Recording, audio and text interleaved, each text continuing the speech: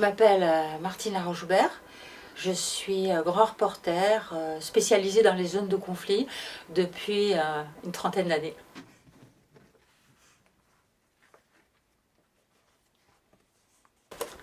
Ah oui, c'est une photo, j'y tiens beaucoup pour deux raisons.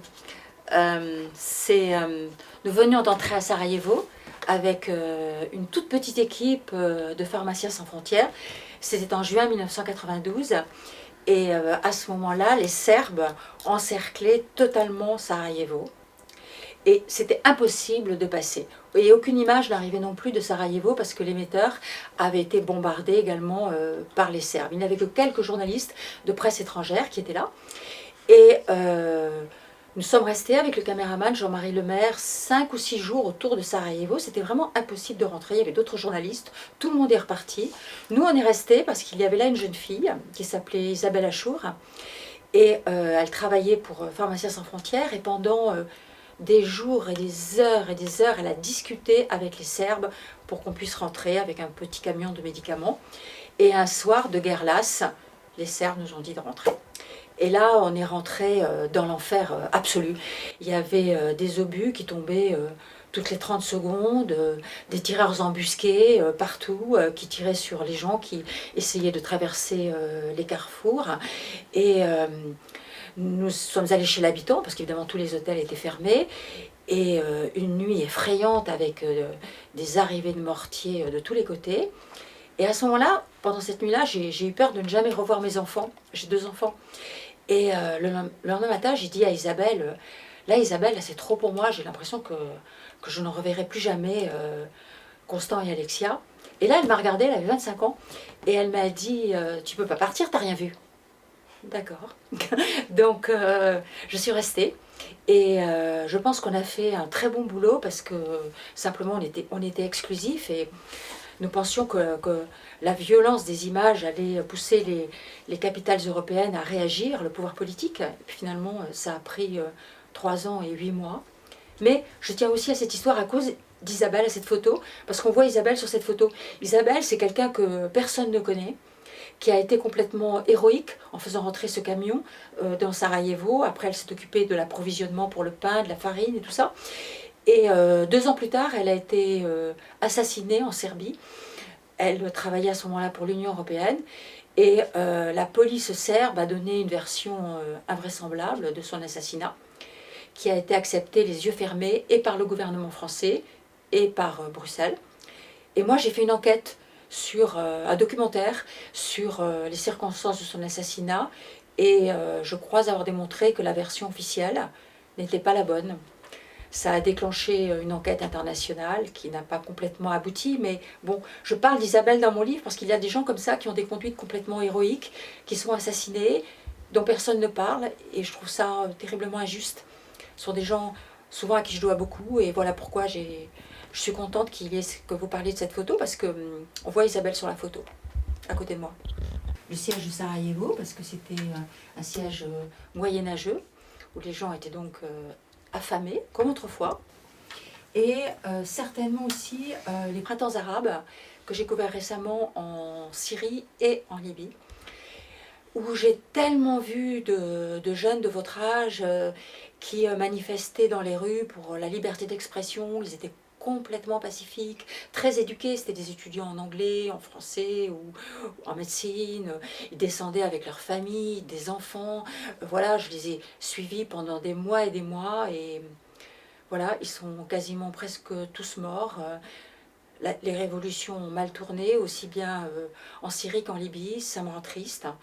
Mais bon, je me dis que l'histoire est longue. En tout cas, ce que je ne veux pas, c'est que tous ces gens sont morts. Ils sont morts pour leurs idées et je ne voudrais pas que leur mémoire disparaisse.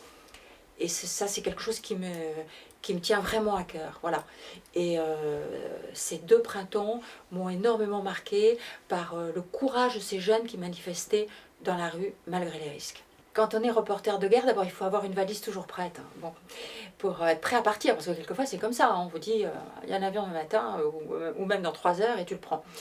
Maintenant, je sais que récemment, enfin, toutes les guerres que j'ai couvertes en Irak et en Syrie, on les couvre vraiment dans des conditions très très difficiles, et particulièrement pour une femme parce que je sais que je vais souvent loger chez l'habitant, qu'il n'y aura pas d'eau, qu'il n'y aura pas d'électricité, que les possibilités pour me laver seront presque nulles.